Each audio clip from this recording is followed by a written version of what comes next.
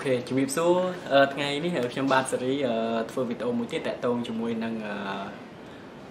bằng time RAM bà từ lừa laptop bà từ lừa laptop chẳng chụp buônในการบันทายRAM ประเภท laptop ประเภทấyก็ยังអាចបដូរបានដែរក៏ប៉ុន្តែចំពោះនៃការបដូរ RAM គឺវាមានប្រភេទរបស់វាមានប្រភេទដូចជាសំខាន់គឺទៅលើជើងវាមាន DDR1 2 3 4អីចឹងទៅចឹងណាបាទអញ្ចឹងបើសិនជាបងប្អូនត្រូវការបដូរអូខេយើង check ទៅលើជើងតើវាជាប្រភេទ DDR អី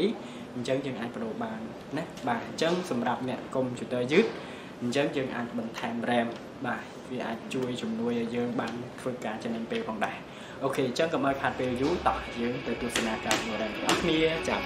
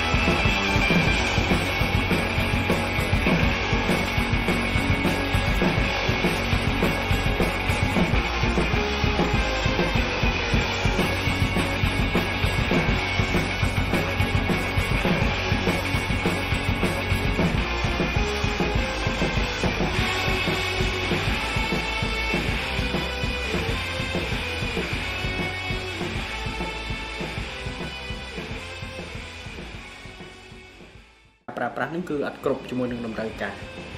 អញ្ចឹងដូច្នេះយើងអាចបន្ថែមបានបាទអញ្ចឹងយើងបន្ថែមចំពោះការបន្ថែមហ្នឹងដូចខ្ញុំនិយាយតាំងពីដើមអញ្ចឹងបើសិនជាយើងប្រើមិនគ្រប់ទេអូខេយើងអាចដូរហើយវាចំណេញពេលវាធ្វើឲ្យយើងវាដើរលឿនធ្វើយើងចំណេញពេលបាទអញ្ចឹងចំពោះការបដូរឥឡូវយើងបដូរនេះគឺ 8G ហើយរបៀបក្នុងការបដូរហ្នឹងគឺយើងមើលទៅលើ slot ណាដែលយើងចង់ថែមបាទអញ្ចឹងយើងមាន slot ណាបាទ2បើសិនមាន1ទេយើងដកចេញយើងដាក់1តែបើមាន2អូខេយើងថែមបាទអញ្ចឹងយើងបានធំហើយយើងធ្វើការបានលឿនចំណេញពេលច្រើនអូខេអញ្ចឹងចំពោះនៃការបដូរងាយទេបងប្អូនបាទយើងគ្រាន់តែដាក់ណាជើងវាធ្វើម៉េចឲ្យចំជាមួយនឹង slot បាទឲ្យចំមួយ slot ហើយយើងរុញចូលបែបនេះមកហើយយើងសកត់បាទយើងសកត់ចុះបាទប៉ុណ្ណឹង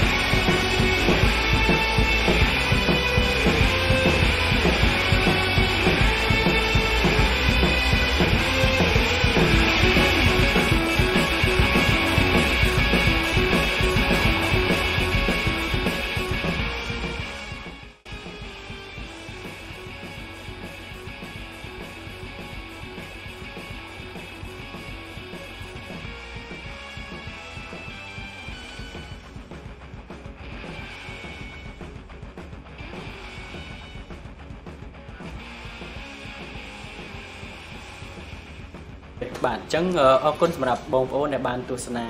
ការបន្ថែម RAM បាទអញ្ចឹងហើយសូមអរគុណបាទសូមជម្រាបលាបាយបាយ